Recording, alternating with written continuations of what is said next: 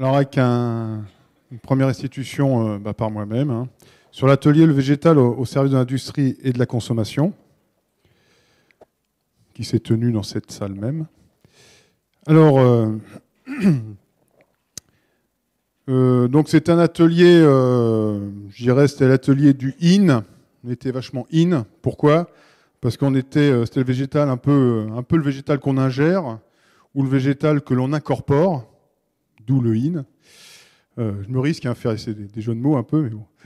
Et du coup, cet atelier, il y avait une première présentation sur la diversification des activités en horticulture ornementale, avec les collègues de l'Institut, qui nous ont éclairé sur l'intérêt pour les professionnels horticoles de produire des plantes d'intérêt industriel pour valoriser les équipements sous-utilisés, mais aussi pour valoriser les savoir-faire en matière de contrôle du climat, en matière de contrôle des bioagresseurs, et cela tout en permettant l'accès à de nouveaux marchés à valeur ajoutée. Donc les professionnels ont un savoir-faire, autant l'exploiter et de pouvoir justement gagner de nouveaux marchés. Alors l'intérêt pour les industriels donc, qui sont en face, qui représentent le marché, c'est la traçabilité des matières ou des principes actifs dans les plantes qui étaient cultivées, dans les mises au point du coup pour ces plantes cultivées, pour ces principes actifs notamment, mais aussi pour la production de nouveaux métabolites. Donc cela a été montré donc par les collègues. Car en effet, si en serre, les conditions de croissance des plantes peuvent être facilement mises au point, en fait, les facteurs applicables aux plantes peuvent également être modulés pour accroître la production de métabolites secondaires connus, voire pour produire d'autres métabolites. Alors cela nécessite naturellement des essais. Je ne vous démontrerai pas du coup ici l'utilité d'un institut technique pour faire justement ce défrichage, ce type d'essai. Alors les collègues nous ont ainsi montré que selon que l'on applique des stress hydriques, des modalités de culture aéro, hydroponiques, des spectres lumineux variés avec ou sans UV, en utilisant des LED, des films photoluminescents et j'en passe, on n'obtient pas les mêmes productions de métabolites pour deux plantes modèles qui avaient été identifiées, le papaver nudicole et l'artémisia annua. Alors une difficulté a été soulevée au cours, donc a été montrée par ces travaux, c'est le choix des plantes à travailler. En effet, soit on identifie des plantes d'intérêt pour lesquelles les principes actifs sont connus, et on essaie d'en augmenter la teneur et la qualité, soit on identifie des plantes avec des principes actifs encore peu exploités, et du coup avec la mise au point de schémas de production derrière qui sont nécessaires. Alors dans la discussion, il a été rappelé de porter attention, d'être dans le respect du protocole de Nagoya, de bien travailler sur des plantes qui ne tombent pas justement dans cet accord-là, et d'être des plantes sur des plantes, par exemple, d'être sur des plantes horticoles déjà sélectionnées. Et de toute façon, de bien respecter la réglementation d'une manière générale, et de s'associer aussi à des instituts qui travaillent aussi sur le thème et qui ont les savoirs en termes de réglementation d'une manière générale. Ensuite, il y a une deuxième intervention sur la production et marché des huiles essentielles.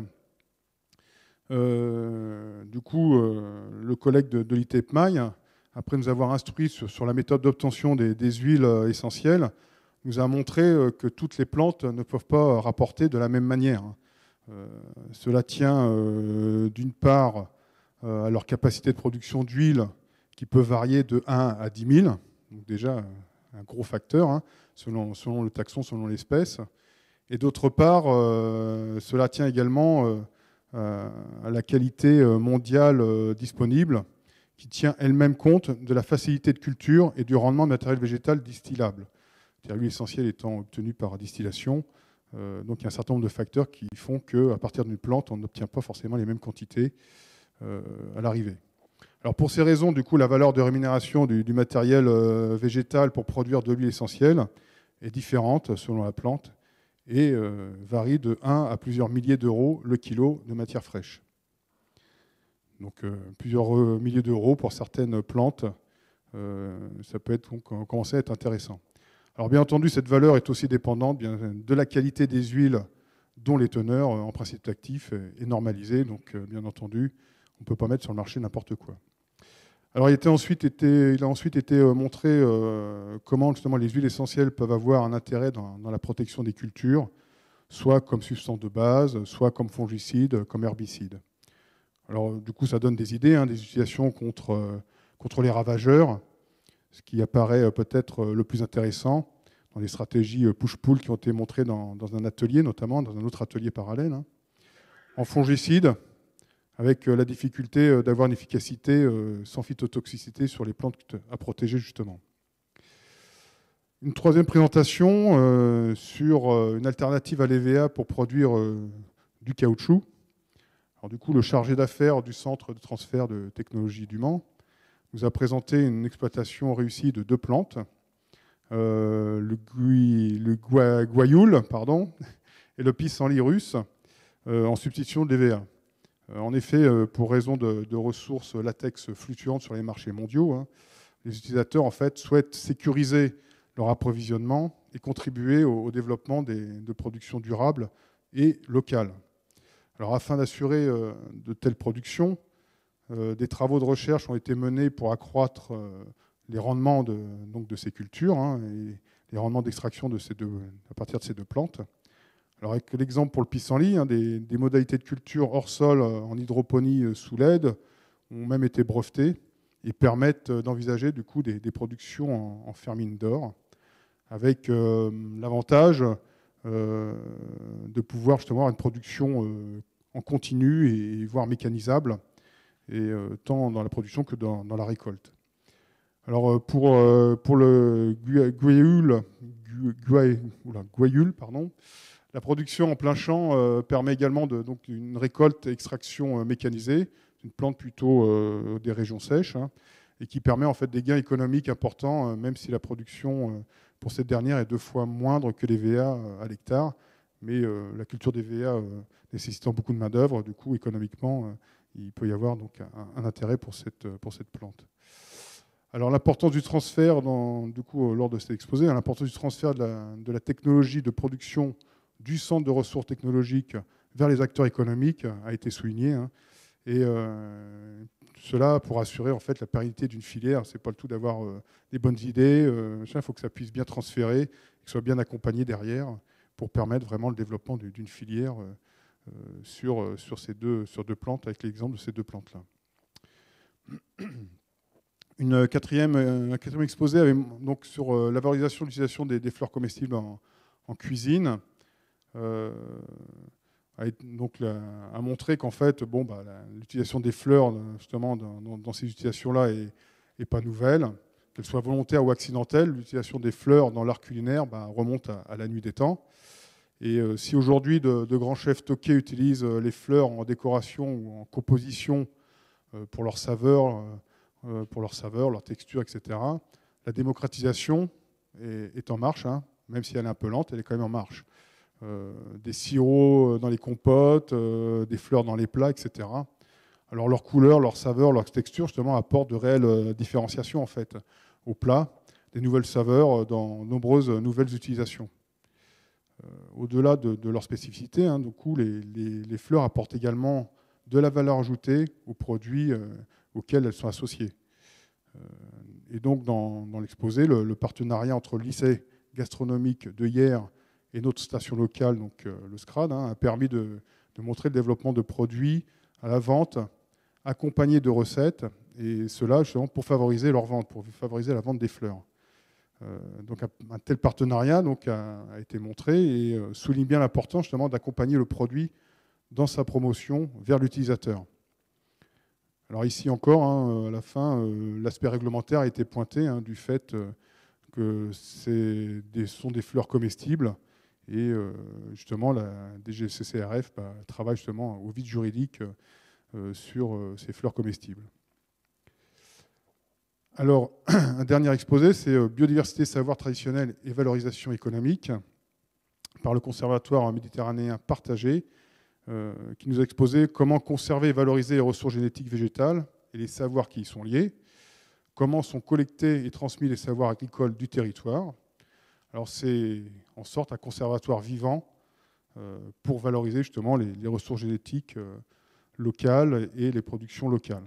Alors, les enjeux sont le développement, bien sûr, de nouveaux modèles de filières issus et en sauvegarde des territoires, en résistance aux filières internationales qui sont imposées, des filières internationales de fleurs, de produits végétaux qui sont imposés par des multinationales.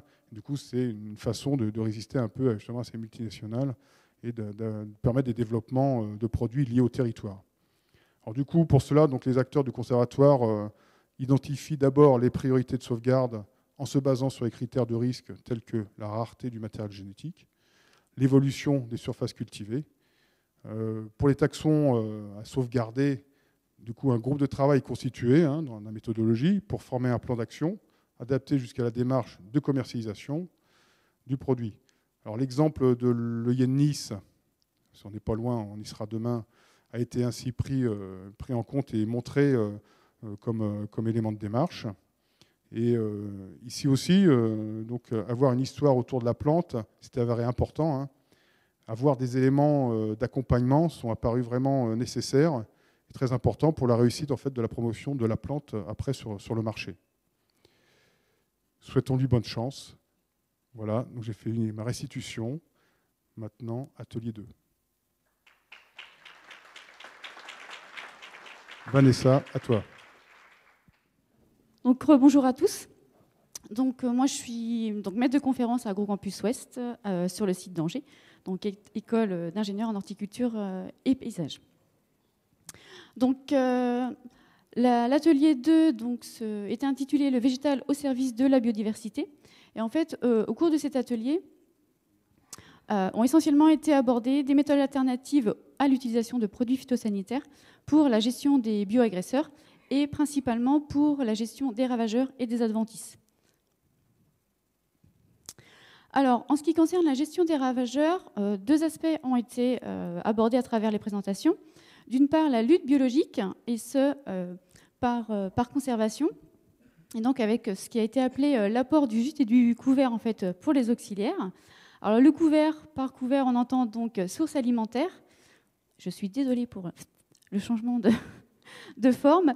Et donc, les sources alimentaires pouvaient être apportées de différentes manières, soit d'une part sous forme de pollen, et ce, soit par des plantes fleuries ou par des plantes à pollen, ou encore par saupoudrage d'un pollen exogène. Donc j'ai repris, je me suis permis de reprendre quelques illustrations en fait, des présentations qui ont été faites lors de l'atelier.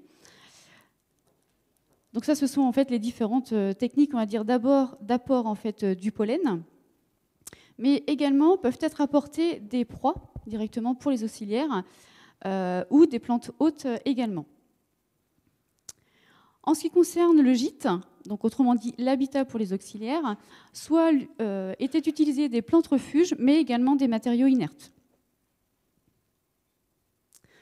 Alors, avec l'ensemble des présentations, voilà, déjà les intervenants ont souligné certaines questions et lors aussi des échanges suite aux présentations, différentes questions se sont posées, et notamment les végétaux qui sont utilisés pour permettre justement la conservation des auxiliaires. La question, c'est est-ce que ces végétaux ne vont pas permettre aussi, finalement, d'attirer des ravageurs? Donc c'est vraiment un élément sur lequel il faut faire attention. Et autre aspect aussi qui a été abordé à travers les différentes présentations, c'est à quel niveau, à quelle échelle spatiale faut-il raisonner la diversité végétale? Donc en fait, il faut la raisonner à différentes échelles, de l'échelle, on va dire, de la plante, mais également aller jusqu'à une notion, on va dire, alors sans parler de paysage, parce qu'en effet, c'est pas, comme l'a souligné un intervenant, c'est pas simple de raisonner à l'échelle du paysage, on va dire, du territoire. Donc au moins pouvoir raisonner la diversité végétale à l'échelle de l'exploitation. Et donc pour cela, c'est le schéma en fait. Le schéma reprend justement la notion de la plante jusqu'à cette notion de paysage. Et pour cela a été mis en évidence aussi la nécessité de développer des connectivités entre les parcelles cultivées et les habitats semi-naturels, et notamment la notion de corridor a été évoquée, notion, je pense que vous connaissez tous. Alors, pour gérer, on va dire, les ravageurs, outre l'aspect, on va dire, utilisation d'auxiliaires, a également été développée la notion de changement du comportement des ravageurs. Alors, ceci en jouant, on va dire, sur deux de leurs sens. D'une part sur la vue, en jouant sur la composition du spectre lumineux, à savoir ont été mis en évidence des effets directs sur les ravageurs de ces rayonnements lumineux, mais également des effets indirects, c'est-à-dire en agissant sur la plante et donc indirectement sur les ravageurs. Donc l'exemple qui avait été pris, c'était les UVA, mais on sait que d'autres travaux existent aussi sur d'autres types de rayonnements lumineux. Et autre élément évoqué donc, pour ce sens de la vue des ravageurs, c'est également l'existence de signaux visuels, c'est-à-dire certains ravageurs sont attirés plus ou moins de façon préférentielle par certaines couleurs ou par certaines formes des végétaux. Donc là aussi, on peut jouer là-dessus pour lutter contre ces ravageurs. Alors évidemment, pour utiliser en fait ces différentes méthodes alternatives, il est bien évidemment important de connaître l'effet des rayonnements lumineux, donc des différents types en fait des rayonnements lumineux, et ce sur les ravageurs, mais également sur la plante, comme ça a pu être démontré. Les effets peuvent être indirects sur les ravageurs. Autre sens qui a été illustré ici, c'est l'odorat. Alors, par différentes notions, d'une part l'utilisation de méthodes, alors des plantes, mais pas uniquement, attractives pour les ravageurs, ou à l'inverse des solutions de répulsion des ravageurs, et une combinaison en fait de l'attraction et répulsion, donc comme l'indiquait Fabien tout à l'heure, cette stratégie de push-pull. Donc juste, j'ai repris l'illustration qui nous a été présentée lors de l'atelier. Donc le principe en fait de la stratégie push-pull, c'est de repousser le ravageur de la culture, donc le push, vers des sources attractives, donc le pull. Ces sources étant situées au périmètre de la culture. Donc c'est ce qui est schématisé ici sur l'illustration. Alors pour les sources répulsives, différentes solutions, soit des produits naturels, donc style des composés soufrés, des huiles essentielles de plantes aromatiques, ou des plantes en tant que telles répulsives. Et de même, pour les sources attractives, différentes possibilités, soit des plaques chromatiques et des phéromones, avec cette notion de communication intra-espèces, mais également des notions de communication interespèces avec l'utilisation des phéromones. Et là, de nouveau aussi, on peut utiliser des plantes de service, donc attractives des ravageurs. Comme pour l'utilisation de la vue en fait, des ravageurs, pour l'utilisation de l'odorat des ravageurs, il y a différents éléments en fait, à prendre en considération et auxquels il faut veiller. D'une part, les sources répulsives et attractives sont à adapter, bien évidemment, selon le ravageur. Également, il est important de pouvoir quantifier, autrement dit, si on prend l'exemple des plantes de service, finalement, pour telle culture, il faudra mettre combien de plantes attractives et ou combien de plantes répulsives pour que ce soit efficace. Donc ça, sur certains pathosystèmes, les quantités sont connues, mais ne sont pas connues pour toutes les cultures. Bien évidemment, vu la diversité, c'est un peu normal à l'heure actuelle. Également, les exemples qui ont été pris ici étaient des exemples pour des cultures sous serre, où en fait, les résultats ont montré que c'était prometteur pour ce type de culture, mais également, il a été indiqué des opportunités de développement en extérieur. Donc, des exemples qui ont été illustrés sur maïs, et notamment Oscar a également indiqué que ça existait depuis de longue date en fait en Afrique, également sur maïs, mais également des résultats en fait des équipes de recherche de Rennes ont montré aussi des résultats intéressants sur la culture du chou, pour lutter contre la mouche du chou. Alors, autres bioagresseurs qui ont été abordés lors des présentations de cet atelier, c'est la gestion des adventices, où pour cela, en fait, la filière est confrontée à deux problématiques. D'une part, la gestion des abords, que ce soit les abords des parcelles, des bâtiments, des serres ou entre les tunnels. Et également la gestion en fait, des productions en conteneurs, mais également des pieds des arbres, notamment en milieu urbain. Et donc, pour cela, différentes solutions ont été envisagées et donc testées expérimentalement. Pour ce qui est de la gestion des abords, un enherbement volontaire pour limiter l'entretien a été envisagé. Donc de là, de nouveau, des questions avec des réponses, on va dire, plus ou moins abouties, évidemment, en fonction des essais. Quelles espèces, finalement, utiliser pour permettre cet enherbement? Et quand, alors, à quel moment, en fait, est-il le plus propice d'implanter, justement, ces cultures, et comment? Autrement dit, Tom nous a présenté justement finalement qu'on pouvait présenter soit les espèces sous mode ou les semer directement. Voilà, finalement, il est important de connaître en fait ces différents modes d'apport pour une meilleure efficacité. En ce qui concerne donc la gestion des adventifs en conteneur ou au pied des arbres, la solution envisagée qui a été présentée est l'utilisation de plantes couvre-sol. Donc là, de nouveau, des questions à prendre en considération. En effet, quelles espèces en fait, sont à utiliser? On a eu des résultats pour montrer que certaines étaient plus efficaces que d'autres. Évidemment, s'interroger sur la concurrence potentielle en fait, de ces plantes couvre-sol par rapport à la plante en elle-même que l'on souhaite cultiver. Un autre aspect aussi, c'est l'aspect esthétique. En effet, on vient installer une plante couvre-sol, par exemple, pour une plante en pot. Encore faut-il qu'elle soit esthétiquement recevable, on va dire. Alors, par le pépiniériste qui l'achète éventuellement, par le consommateur final aussi.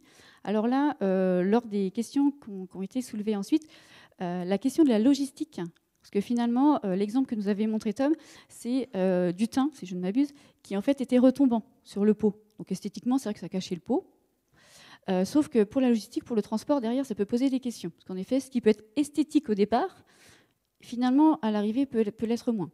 Donc c'est à prendre aussi en considération. Et également, cette question de biodiversité. Finalement, les plantes qu'on intègre en tant que plantes couvre-sol, finalement, est-ce qu'elles vont attirer des auxiliaires? Ça pourrait avoir un double effet bénéfique, on va dire. Mais est-ce qu'elles n'attiraient pas aussi les ravageurs? Donc là aussi, il faut prendre ces précautions.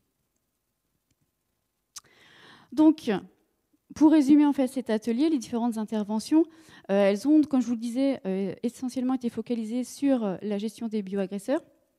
Alors, et plus particulièrement donc, sur les ravageurs et les adventices. Donc là, je me suis permise en fait, de remettre la troisième catégorie de ravageurs, que sont les agents phytopathogènes, donc bactéries, virus et champignons. Donc on n'a pas eu de présentation en tant que telle sur ces agents phytopathogènes, mais je pense que vous êtes tous d'accord avec moi, comme quoi ils ne sont pas à négliger.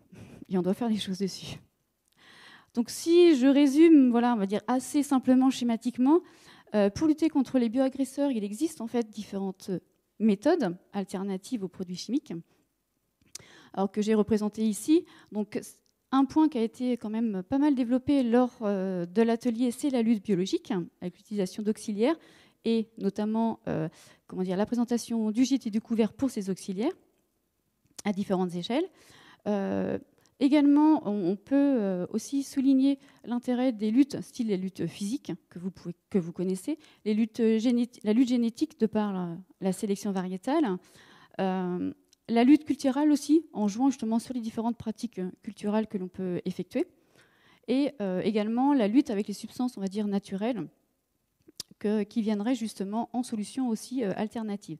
Donc en effet, l'objectif étant de diminuer au maximum et d'utiliser vraiment en dernier recours la lutte chimique. Donc ce qui a été montré aussi, et je pense que chacun de nous a conscience, c'est de l'utilité finalement de combiner ces différentes méthodes de gestion des bioagresseurs. En effet, une seule méthode ne suffira pas.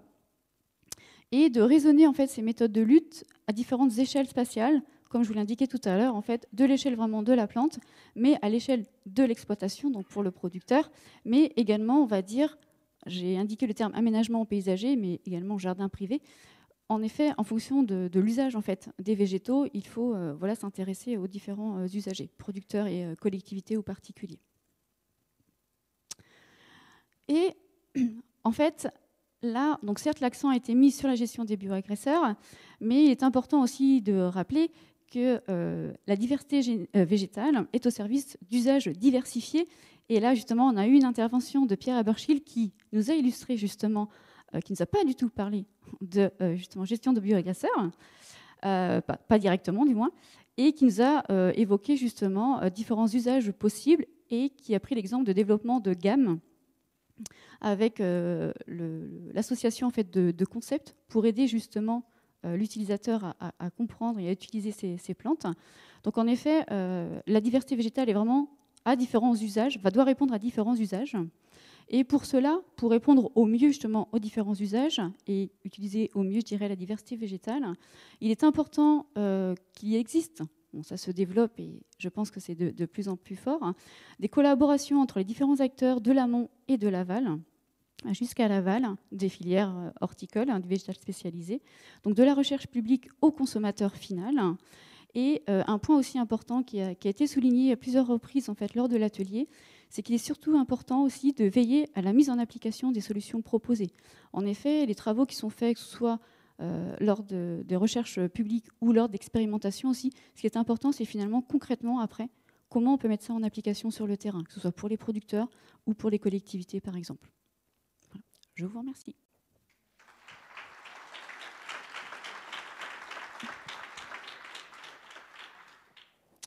Bonsoir à tous. Donc, restitution du dernier atelier, l'atelier numéro 3, le végétal au service de la ville.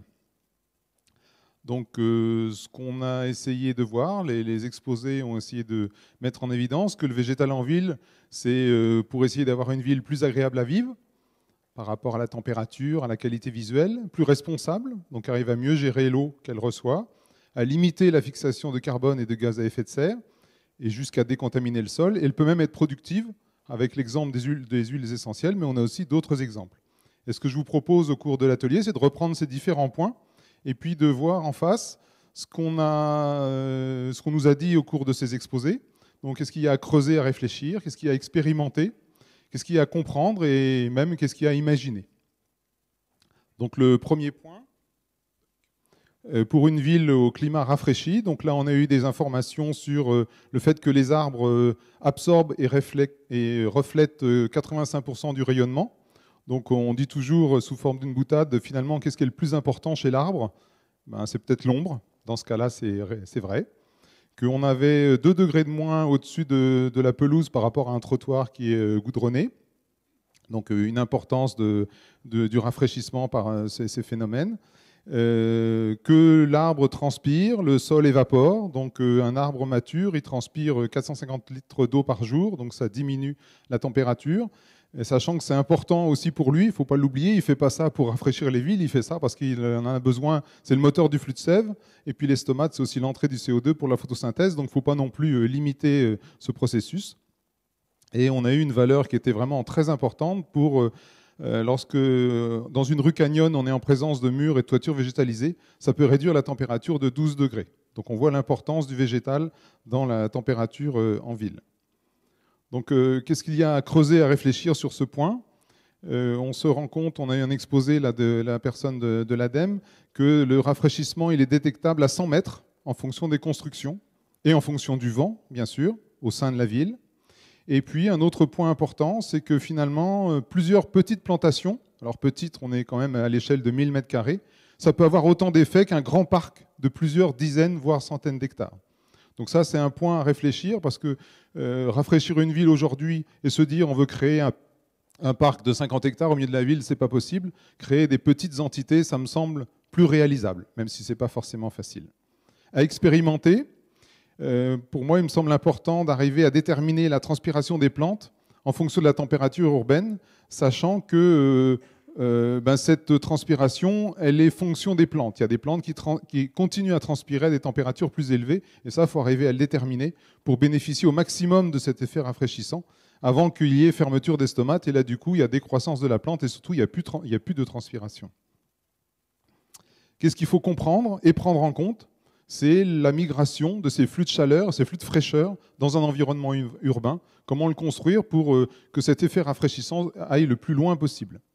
Et imaginer, c'est arriver à concevoir l'aménagement urbain. Alors c'est le cas d'un appel à projet de Modeval Urba pour des bâtiments qui emmagasinent moins de chaleur, par exemple avec des toitures végétalisées, des bâtiments qui sont disposés pour ne pas arrêter la propagation du rafraîchissement, je viens juste de vous en parler, mais aussi une densité d'espaces verts qui est efficace contre la surchauffe urbaine.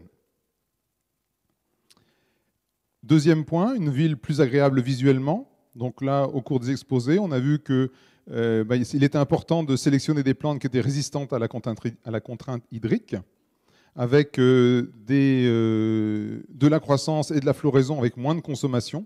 Donc arriver à optimiser les apports en eau pour qu'ils soient suboptimaux, pour que la plante se développe, mais ne soit pas trop, entre guillemets, poussante et sensible à la restriction hydrique.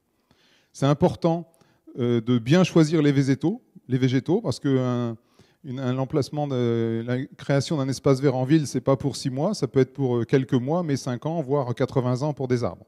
Donc il faut le faire en fonction de l'environnement actuel et futur, surtout dans le cadre de l'évolution du climat. Et puis, arriver à bien répertorier les différentes stratégies pour limiter les pertes en eau, la position des stomates, la cuticule, la cire qui permet de limiter la transpiration, à la fois par famille botanique, mais aussi par milieu géographique. Donc, dans ce cadre, qu'est-ce qu'il faut creuser et réfléchir? Arriver à caler les phases de développement des plantes hors des périodes de stress hydrique. Et ça, on le met bien en évidence par le fameux diagramme ombrothermique qui met en relation la température et la pluviométrie. On l'a vu sur les dernières années, là, sur hier. Là, ce diagramme ombrothermique nous a été présenté. Ça permet de bien mettre en évidence les mois où, de toute façon, la plante ne pousse pas, parce qu'il n'y a pas d'eau. Expérimenter des espèces et des variétés en fonction des régions. L'Astre d'Or le fait, les différentes stations de l'Astre d'Or le font. L'important aussi d'avoir des essais in situ. In situ, c'est en ville, hein, et d'arriver à bien communiquer avec le public. On nous a dit aussi que de temps en temps, c'est le public qui communiquait avec les expérimentateurs en disant cette plante-là, mais elle est géniale, j'en veux, c'est intéressant. Donc ça permet aussi d'introduire des nouvelles plantes. Et puis, un point qu'il faut aussi évoquer, c'est comment préparer les plantes aux contraintes qu'elles vont rencontrer in situ, quel temps de persistance des effets de l'exposition au stress hydrique, quelle transmission au cours de la multiplication de la plante, en particulier par voie végétative, et du coup, quelles sont les conditions de production pour produire des plantes qui sont adaptées aux contraintes qu'elles vont rencontrer. Donc, on peut élargir la question. Les plantes, dans ce cadre-là, dans ce que je viens de définir, elles ont une certaine mémoire, et on peut l'expliquer par ce qu'on appelle l'épigénétique, c'est-à-dire l'expression différentielle des gènes en fonction des conditions du milieu de culture. Et donc, c'est le programme d'une équipe qui s'appelle Stremo au sein de l'IRHS, dont l'équipe auquel j'appartiens. Et du coup, ce qui serait extraordinaire, c'est d'arriver à imaginer une production des plantes qui sont adaptées et préparées aux contraintes du milieu où elles seront implantées. Pour éviter, alors, les plantes synthétiques, vous avez vu qu'il y en a quelques-unes là autour de nous dans les salons, mais surtout, une photo qui m'a effaré, c'est la personne en Californie qui est en train de repeindre le gazon pour qu'il reste vert. Donc là, ça me semble une personne qui est loin du végétal, on va dire. Un troisième point, pour une ville avec une gestion paysagée de l'eau, donc les points qui nous ont été exposés, l'objectif c'est de limiter les flux orageux brutaux et en même temps conserver l'eau par infiltration et transpiration par les végétaux pour bénéficier de l'effet fraîcheur. Donc il était intéressant de caractériser les plantes en établissant pour chaque plante une position dans un tableau, en croisant la disponibilité en eau du milieu où elles vont être implantées et le type de sol, s'il est acide ou s'il est calcaire. Et du coup, ça permet de choisir les végétaux et de les placer en fonction de leur sensibilité dans le réceptacle qui retient l'eau, soit plus en altitude si la plante préfère les climats secs, ou plus dans le fond de la noue si elle supporte des milieux un peu plus humides. Donc, à creuser, à réfléchir, arriver encore mieux retenir l'eau sans la bloquer, et puis en prélever le maximum au passage pour que la ville en profite. Donc, à expérimenter dans ces gestions paysagées de l'eau, faire des plantations, à quelle densité, avec quel développement racinaire, quel entretien, limiter l'entretien, et puis quelle pérennité de l'aménagement. Si au bout de 2 ans, c'est une jungle et il n'y a plus d'eau qui passe et ça bloque l'eau, ce n'est pas non plus intéressant. Il faut considérer aussi que ces structures ont une capacité d'épuration, et ça, c'est intéressant. Comprendre, donc optimiser le fonctionnement du couple sol-plante, parce que le sol a un rôle très important à jouer dans ce cadre-là, pour diminuer la quantité rejetée et améliorer la qualité rejetée. Donc imaginez, c'est de multiplier les leviers d'action lors de la rénovation et l'extension de la ville. Et j'ai repris un schéma présenté par Robin qui répertorie un grand nombre de possibilités de récupérer l'eau pour, c'est ce que j'ai mis en conclusion, pour rendre à la ville l'eau qu'elle reçoit et qu'elle puisse s'en servir au lieu de l'évacuer avec une stratégie tout tuyau, comme elle nous a dit Robin. Donc évitez ça. Le quatrième point, donc pour une ville qui fixe le carbone et les gaz à effet de serre, donc les gaz à effet de serre, je considère que c'est l'eau, le méthane et le N2O. Donc la fixation du carbone, les plantes le font beaucoup, le font énormément, puisque leur masse sèche, ça c'est représenté par 40% de carbone. Et comment faire pour limiter, voire capter les émissions, les gaz à effet de serre? Donc il y en a surtout dans les espaces verts par le sol, plus que par les végétaux, parce qu'il y a des micro-organismes qui consomment le méthane. Les arbres, ils sont émetteurs de gaz à effet de serre lorsqu'ils sont jeunes, puis ensuite ils sont capteurs, donc c'est intéressant. Les pelouses, c'est en fonction de l'entretien. Si on a un entretien très intensif, si on tond tout le temps, s'il y a peu de croissance, si on fait passer beaucoup d'engins, ils sont émetteurs de gaz à effet de serre, mais ils peuvent être capteurs si l'entretien est moins intensif, plus extensif. Les toitures végétalisées, quant à elles, sont émettrices de gaz à effet de serre, mais par contre, elles fixent du carbone, donc elles ont quand même un intérêt. À creuser, à réfléchir, essayer de... Finalement, quand on tient compte de la climatisation par les espaces verts, ça permet de limiter les climatiseurs et donc diminuer les gaz à effet de serre émis par les climatiseurs. Et puis, essayer d'utiliser le carbone fixé en ville, en local, donc par le biais de paillage ou l'utilisation en bois d'œuvre. À expérimenter quel type d'espace vert et quel entretien pour maximiser la fixation du carbone et limiter l'émission des gaz à effet de serre, à la fois en local et au global. Ça, c'est des questions qui sont importantes parce qu'on a du mal à avoir des données sur ces aspects de carbone et gaz à effet de serre en fonction du type d'espace vert et de leur entretien. Et d'ailleurs, c'est une thèse qui vient de commencer là, dans l'unité EFOR, à AgroCampus Ouest sur le site d'Angers, sur quel est le statut des espaces verts urbains, est-ce qu'ils sont puits et ou sources de carbone et de gaz à effet de serre en fonction de leur vie. Donc à imaginer, c'est d'essayer d'aménager les espaces verts, choisir leur entretien en prenant en compte les facteurs de l'environnement qui influencent la vie du sol, très important, la vie du sol, et la croissance des plantes. Un dernier point, une ville qui est responsable et qui améliore ses sols, donc essayer d'extraire des éléments toxiques d'origine industrielle, voire d'origine naturelle, ça peut arriver aussi, il y a des exemples sur la ville de Nantes. Donc une stratégie qui est différente suivant les éléments, parce que il y a des plantes hyper accumulatrices, nous a cité l'exemple du pélargonium, très efficace pour le chrome, mais par contre, si on veut essayer d'extraire du cuivre, le pélargonium est peu efficace pour extraire du cuivre, mais par contre, le lessiver avec un chélatan, donc le chélatan c'est une molécule chimique qui fixe l'atome sans qu'il précipite en fonction du pH, le lixivia est très intéressant pour le cuivre par rapport à la plante. Il y a eu des essais qui ont été faits en serre et on a montré qu'on pouvait éliminer un sol qui était intoxiqué au plomb en 3 années de culture. Bon, ce qui est important, c'est qu'il y ait aussi une meilleure infiltration de l'eau dans la ville. Donc à creuser, à réfléchir, améliorer la vie du sol par une meilleure gestion de l'eau. Je pense que ça, encore une fois, c'est capital, le rôle du sol.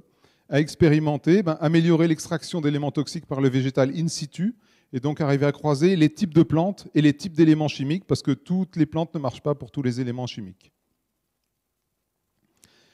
Ce qu'il faut arriver à comprendre, donc aller un petit peu plus loin, c'est comment augmenter ou trier l'accumulation des éléments minéraux par les plantes.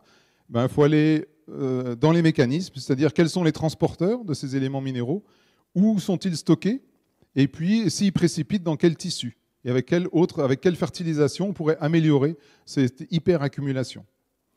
Donc à imaginer, l'idéal c'est capter la pollution à sa source. C'est ce qu'on fait de plus en plus. Malgré cela, assez souvent on trouve de la pollution qui est déjà en place, donc elle a capté la source, on va dire c'est trop tard. On peut voir que par rapport à l'usage du végétal, la phytoextraction elle est longue, mais elle est plus simple à installer et à suivre que d'aller décaper le sol et tout recommencer. En conclusion, donc c'est bien d'aller vers le végétal en ville, ça permet d'avoir une ville plus agréable à vivre, plus responsable, actrice vis-à-vis des changements climatiques, et en plus, elle peut être productive. Donc on a eu un exemple sur les huiles essentielles, mais on n'a pas cité, mais il y a les jardins familiaux, l'agriculture urbaine, le paillage, le bois d'œuvre, et plein d'autres exemples. J'ai trouvé une illustration de ce que pourrait être Paris en 2050. On en est encore un petit peu loin. Ce que j'aime bien, c'est la gargouille de Notre-Dame sur le côté. Voilà, un atelier fort intéressant.